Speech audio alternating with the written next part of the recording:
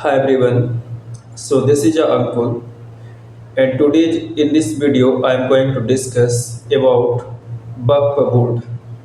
साथियों ये वर्ड आपने आजकल न्यूज में बहुत जोर शोरों से सुना होगा और इस पे चर्चा हर राजनीतिक गलियारे में और मीडिया चैनलों पे भी खूब हो रही है। साथियों बकबोर्ड है क्या और इसकी आवश्यकता क्यों पड़ी है?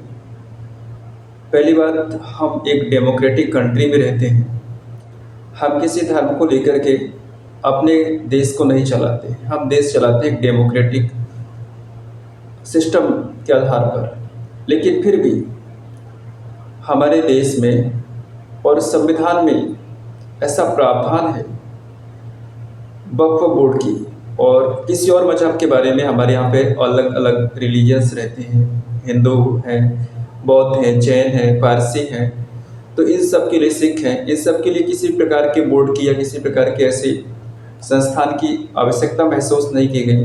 लेकिन जिन लोगों ने भी बनाया होगा, हो सकता है उनका कुछ उद्देश्य रहा होगा। लेकिन वक्फ बोर्ड का जिस प्रकार से मिसयूज एक खास कम्युनिटी ने किया है और प्रॉपर्टी के नाम में देश में सबसे ज़्यादा प्रॉपर्टी यदि किसी के पास है तो वक्फ बोर्ड के पास है, सेना के पास, भारतीय रेलवे के पास, और इसके बाद तीसरे नंबर में आता है वक्फ बोर्ड। तो पहले मैं आपको बताना चाहूँगा कि वक्फ बोर्ड है क्या। सो central Waqf council is an Indian स्टेटरी body established by the government of India under the Waqf board act subsection of the Waqf 1995 act number 9। तो इसके अंतर्गत वक्फ बोर्ड का प्रावधान था।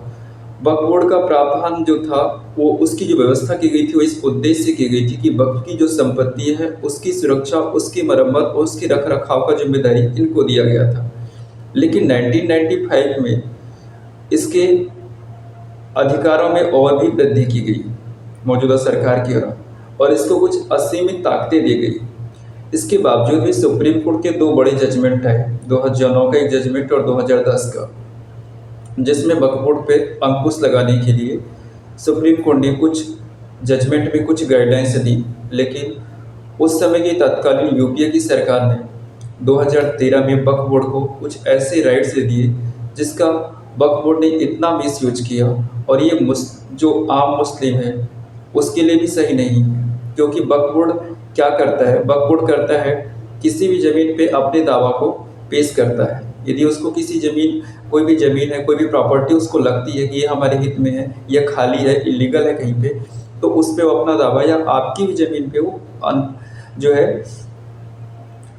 कानूनी दावा ठोक सकता है। उस केस में वक्फ बोर्ड को प्रूफ नहीं देना पड़ेगा कि इसका आधार क्या है। यदि आपकी वो ज़मीन है तो आपको ही प्रूफ देना पड़ेगा कि आपकी ज़मीन वो कैसी है। यदि आपके पास पर्याप्त डॉक्यूमेंट्स नहीं है तो इनका कोड भी अलग होता है, वक्फ बोर्ड की कोड भी अलग होते हैं, कि सुनवाई भी अलग होती है। यदि आपके पास सफिशिएंट प्रूफ नहीं है तो ज़मीन वक्फ बोर्ड की हो जाएगी।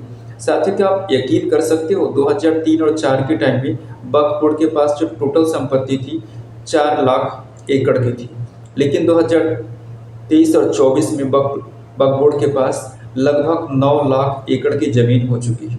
तो इन्होंने कितना जो है फ्रॉड काम नहीं किया है, कितना फ्रॉड कहीं या कितना इलीगल काम नहीं किया इन्होंने। लेकिन इसकी ओर किसी का ध्यान नहीं जाता है। समय के अनुसार हर चीज़ में बदलाव होना चाहिए, लेकिन हमारे देश का दुर्भाग्य है कि हमारे यहाँ की एक कम्युनिटी जिसके बारे में जब बदलाव की बात होती है तो वो उसे प्रोपोगेंडा के तहत पेश करती है, बदलाव को स्वीकार ही नहीं करती है।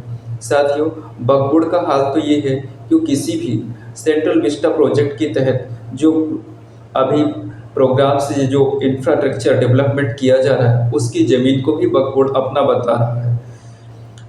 ताजमहल जो कि देश का गौरव है, देश की धरोहर है, उसको भी वक्फ बोर्ड अपनी प्रॉपर्टी बता रहा है। तमिलनाडु के एक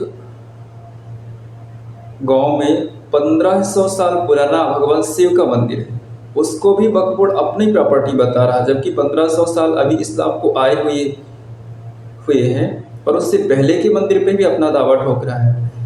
ईदगाह के नाम पे, कब्रिस्तान के नाम पे जगह जगह की जो प्रॉपर्टियां हैं जो भी गवर्नमेंट ने अलॉट की है उस सब पर अपना दावा वक्फ बोर्ड कर रहा है। क्योंकि वक्फ बोर्ड को चलाने वाले जो लोग हैं वो एक खास किस्म की मानसिकता को पाल करके बैठी हुई हैं, जिनके मन में ये है कि एक दिन पूरा हिंदुस्तान जो है इस्लाम कंट्री बनेगा।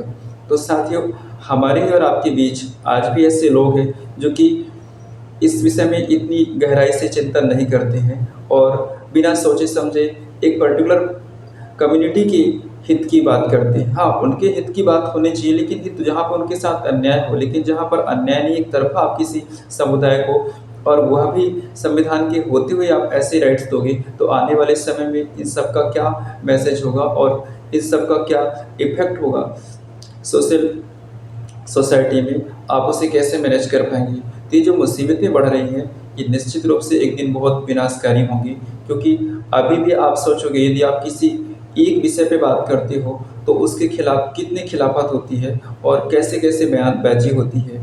हालाँकि मौजूदा सरकार काफ़ी एक्टिव है ऐसे मसलों पे, और जो भी वो निर्णय लेती है बहुत सोच समझ कर के और आने वाले भविष्य को ध्यान में देख कर के लेती है।